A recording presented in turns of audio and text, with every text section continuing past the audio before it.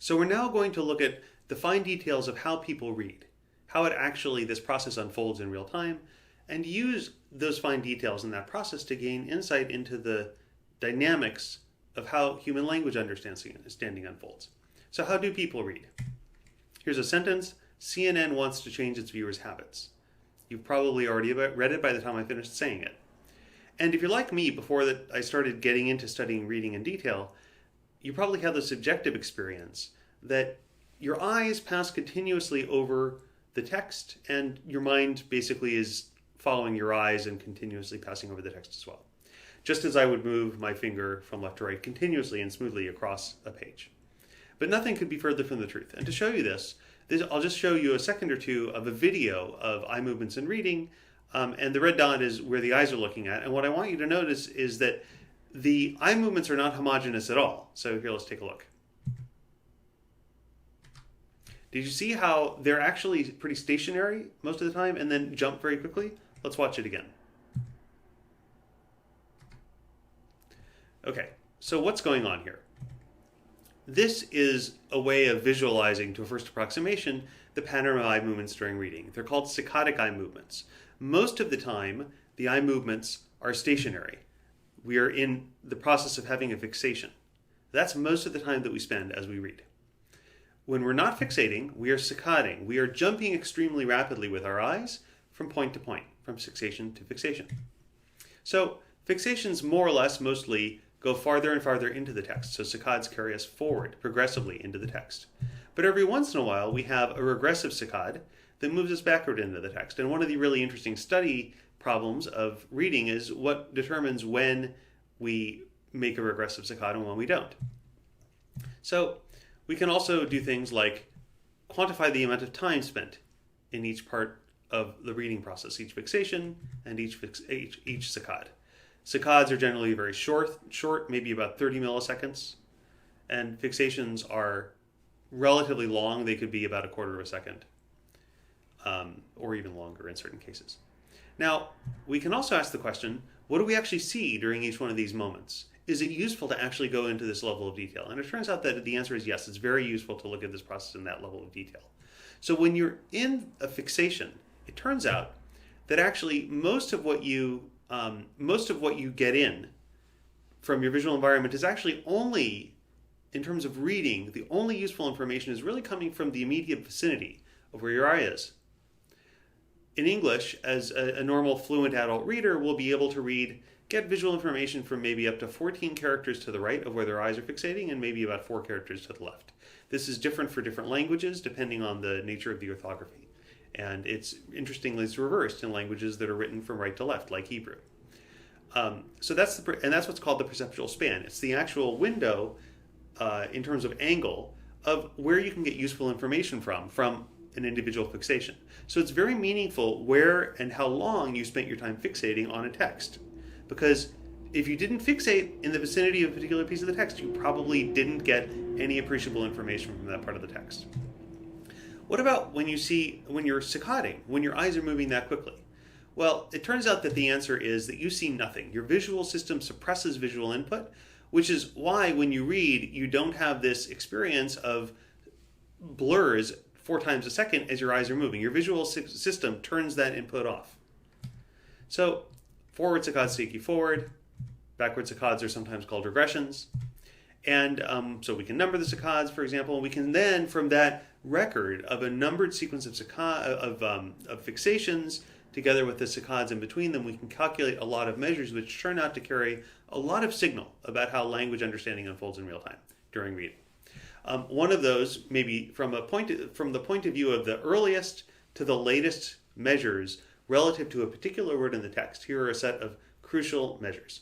There's something called the skip rate, which is the proportion of the time that when a reader will approach a word progressively from the preceding context, they will actually not have their eyes land on it at all, but rather their eyes will skip over it instead of landing on it at all.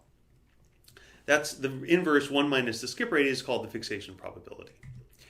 When somebody's eyes do land on the word, you can ask how long is that first fixation that occurs when they hit the word, and that duration in milliseconds is called the first fixation duration. the sum of all the fixations from the first fixation up to and including the last fixation on that word before the reader moves away from looking at that word is called the first pass duration or the gaze duration. And that may be the same as the first fixation duration if the first fixation was the only fixation on that word before the reader looked away from that word, or it could be larger if the reader's eyes moved a little bit but stayed in that word after the first fixation. First pass regression rate is, well, what happens after the reader leaves the word with their eyes once they've hit it during the first pass? Most of the time, once again, that's going to be forward. But every once in a while, the eyes are going to move back. And the probability with which the first fixation out of a word during the first pass of reading is backward is called the first pass regression rate. We can also ask the following question. From the first time that a reader encounters a word to the moment that the eyes move past the word is also a quantity of interest. It's called the go-past duration. And these durations are inflated if a word gives a reader a lot of trouble. They have to go back, spend a lot of time, and then only lead forward. And then finally, we can ask what's the total amount of time that the reader spent during reading on that word. That's the total fixation rate duration. Very simple. Okay, now it turns out that the eye movement record in this way, first of all, we can study eye movements using infrared cameras in the same way as we study the visual world. And the amount of time that people spend on various words and what they do in relation to those words in terms of their eye movements turns out to carry a lot of signal for the language processing and language understanding record. So language processing can be studied with eye tracking for reading. Furthermore, it turns out that linguistic expectations, what you expect is going to happen, whether it conforms with what you expected is going to happen, carries a lot of it actually influences the linguistic or the eye movement signal as well. And these kinds of eye movement measures, a lot of which are reading time, some of them are probabilities, will reflect a bunch of things, but maybe for particular interest for us is how the contextual predictability of the word affects language processing. So let's talk about contextual predictability. We've actually seen this in other contexts before, in particular in language models in the computational setting, but let's talk about it in the case of human language processing and human language prediction. We can think of the process of figuring out what is the next word in the sentence as actually it's a kind of disambiguation because the beginning of a sentence is compatible with an infinity of continuations, and only one of those is going to be there's going to be one continuation, which is the next word out of the entire vocabulary set. And actually, the process of generating those predictions is not only easy, but it's actually effortless and hard to suppress. And I'm going to give you an example of this, of how we humans are ubiquitously managing our uncertainty about not only what we already read or heard, but what's actually likely to come next. We're always predicting. And I'm going to do this in the following way. I'm going to give you the beginning of a sentence, and you're going to find that a likely word may come to your mind. And I just want you to hold on to that word and just remember it, and I'm going to try to guess it. And just note to yourself if I guessed it. So the context is, the old man stopped and stared at and I'm going to try to guess it. Was it statue? No, it probably wasn't. Was it dog? Maybe. Was it view? Maybe. Was it woman? Maybe. Okay, so that's a context that's very difficult for me to guess what's going on. But you probably still had some ideas about what might come next, and you might have thought of a number of different words. Let's try this one. The squirrel stored some nuts in and I'm very confident that you had either the word tree or possibly the word ground, but most of you probably thought the word tree. And there's something very interesting that I want you to think about for a moment, which is, where do squirrels store nuts? They usually do not store them in trees, they store them in the ground. So if you were thinking tree, note to yourself that it's an illustration that what happens with language processing and prediction is not just a matter of consulting a database of facts about the world and about deploying those facts in real time. There's something actually, that's a really, really important part of what's happening, but there's more to it than that. Language processing is above and beyond that. So all this ubiquitous prediction is a kind of managing the uncertainty that we have about what has not yet been said. And it turns out we've had decades of data that show us that in the reading time measures, but also in neural responses, which I'll get to a little later, there's a lot of evidence that shows that these predictions and these expectations, and whether your expectation is matched, affects language processing very, very rapidly. And so this actually sets an important desideratum for our models of human language processing. These models should account for how expectations about how this uncertainty will be resolved, and also a model of human language processing should account for how those expectations play a role in the language processing process. So here's an example of a well-known study that studies this. We have the hikers slowly climbed up and in this context, most people will say the next word is mountain. Some people might say hillside. These were two words that are both plausible in the context. They differ dramatically in their conditional probability given the context for humans. But interestingly, they are matched for length and frequency, and that's important because above and beyond the contextual predictability of a word, length and frequency seem to influence reading behavior as well.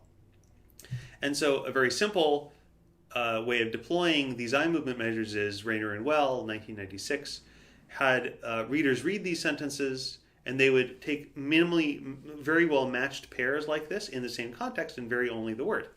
And they would look at a number of things.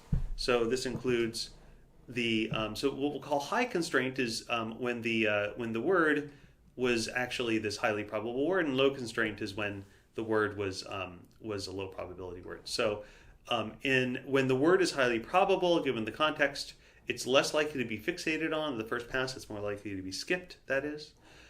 When it is fixated on the first time, the first fixation duration is shorter, the gaze duration is also shorter, and the total time is shorter. All of these things are affected by the contextual predictability. So that's one study. We can also look at another study that implicates not just sort of what word it is, but implicates linguistic structure in an interesting way. So here's a sentence that you are likely to find a little confusing at first. While the professor lectured, the students walked across the quad. And I said that intentionally with flat intonation, so you didn't have any prosodic cues to guide you. Now, let's look at what's going on in the sentence. So first of all, you probably had the experience that the word walk was weird here. Walked. And there's a reason for that. So you probably had the interpretation that the professor is lecturing the students. For now, before we get into more details of linguistic structure, I'm just going to note that as the professor is the subject, lectured is the verb, and the students is the object, and I'm going to put brackets around the while phrase to show that that's all the beginning of the sentence. The problem is, and just to say a little bit more about this, while is what's called a subordinator, and it introduces a subordinate clause. So the word while here makes it clear that whatever happens first, there's an entire clause worth of material before the main clause even starts. So that means that since in English the subject has to precede the verb, once we're done with the subordinate clause, we need to get another subject, so we should probably have a noun phrase, before we get to another verb. And that doesn't happen in this sentence. So if I interpret the professor lectured the students as the subordinate clause, then walked doesn't fit. What actually this sentence should mean is that the professor is not lecturing the students. The professor is just lecturing in general, and we don't say who he's lecturing to or if he's lecturing to anybody at all. So the prosody that I would use would be, while the professor lectured, the students walked across the quad. And at this point, you probably have an easier time understanding this. You'll notice also that the bracketing that I'm using is matching the prosody now. And this is a much easier way to get it. But if you're reading, you don't have the benefit of prosody. And so this word walk turns out to be quite confusing. And we can show this by contrasting it with a version where there's a comma that actually explicitly marks the end of the subordinate clause. So we can compare the versions with and without the comma, like this. And we'll call the first one ambiguous, and it's ambiguous in the following way. The students, when it appears, could be the object of lectured, but it could also be the subject of the new main clause. And the second one we'll call unambiguous because the comma is taken to end the subordinate clause, and the students is the main clause subject, and then it's perfectly okay to have a verb there if you have that interpretation. And so you predict that the point of a highly incremental processing theory would predict that the moment at which it's clear that in the ambiguous case, the students being the object of lectured is the wrong interpretation, then the moment that makes it clear, that's where difficulty should show up. And that's that word walked, because walked doesn't fit in on an interpretation where the students are getting lectured. So let's actually see what happens. This study also had word frequency differentiation. So above and beyond the ambiguity or non-ambiguity of the structural context, Staub also contrasted a high-frequency word like walked with a low-frequency word like ambled. And what we found, what Staub found, is that, first of all, if we look at, say, let's take gaze duration as an example, first of all, you'll see that regardless of whether the verb is high or low frequency, the reading is faster in the unambiguous condition than in the ambiguous condition. So you see a cost, a penalty, for the possibility of an inappropriate interpretation, what it turns out to be an inaccurate interpretation of the role of the phrase, the students, in the overall context. We also see a frequency effect. The low frequency word is read more slowly than the high frequency word. And word frequency effects like that are ubiquitous in language processing. We can also see what goes on in first pass regressions. That is, when you hit that word walked or ambled, how likely are you to, when your eyes leave that word, to move backwards rather than forwards? And it turns out that in this case, the word frequency doesn't matter very much at all. What matters is the fit of the word to the context. If the word is anomalous in that way, given the context, then you're likely to move your eyes back, and if the word's not, then you're less likely to. So in the ambiguous context, you're almost 20% likely to have a regressive eye movement next, which is a fairly high regressive eye movement rate, and you're less than 10% likely in the unambiguous context. So word predictability violations of at least some kind seem to be more stronger of drivers of regressive eye movements than word frequency effects. Okay, so that's eye movements and reading, but that's not the only way that we can get to a handle onto studying real-time language comprehension during reading. There are some other lower tech methods. So one lower tech method is what's called self-paced reading. In this case, we take a sentence or a stretch of text, mask it, and then set up a very simple program so that each consecutive press of a button reveals the next word. So in this case,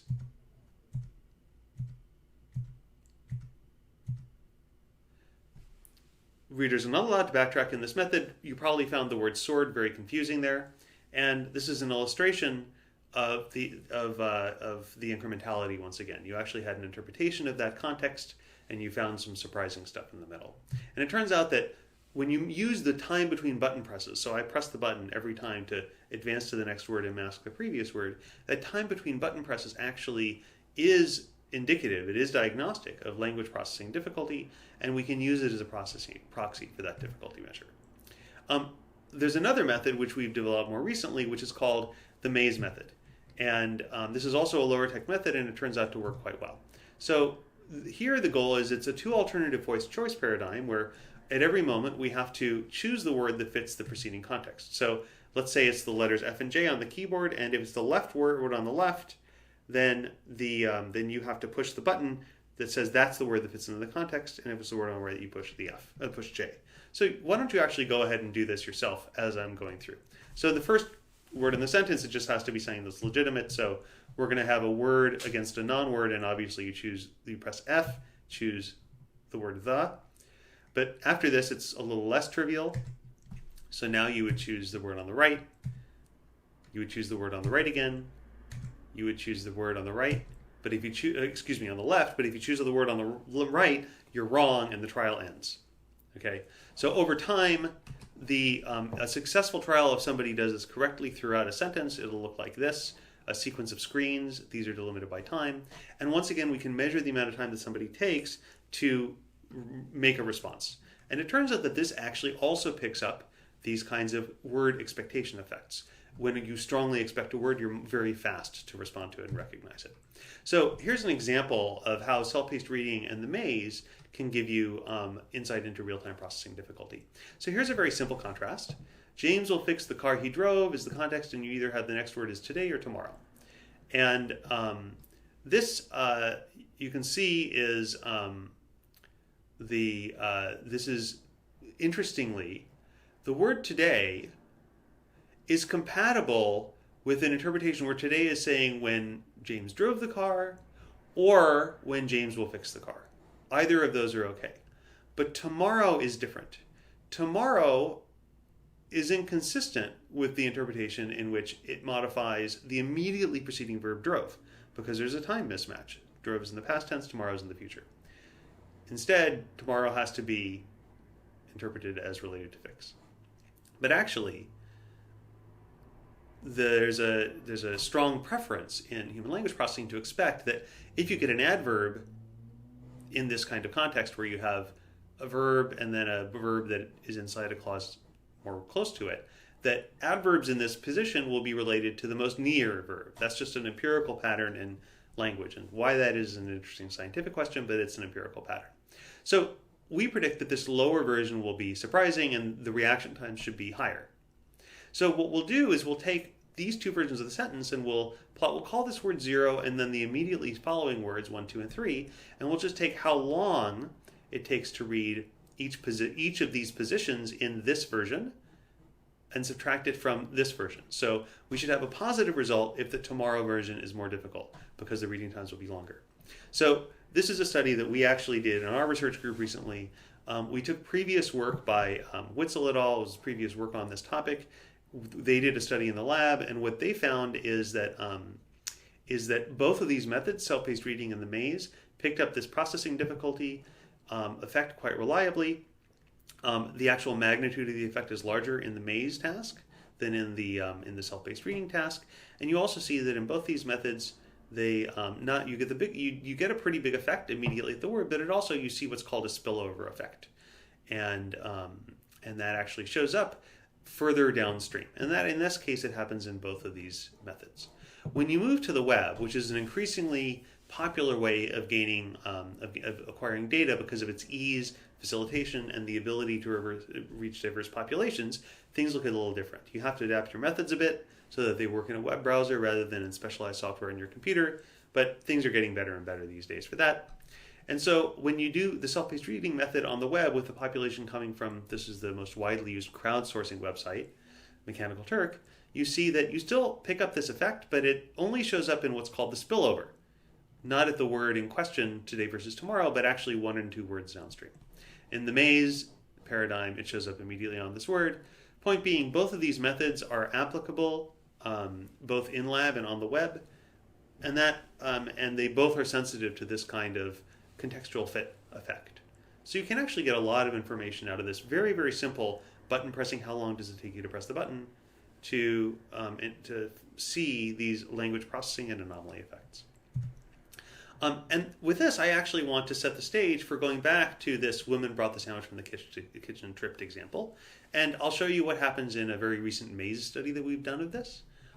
This is work that's not yet published. It was actually done by an undergraduate research assistant in our group this summer.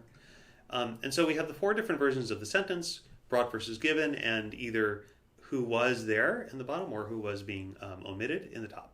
And if you remember, it's the first version of this sentence which is the hardest of all, and it's hard at this word tripped. Okay, so what we're going to do is think of this as an experimental design where, from a design perspective, we are crossing 2 dichotomous factors. The first factor is the relative clause reduced? Are the words who was there or not?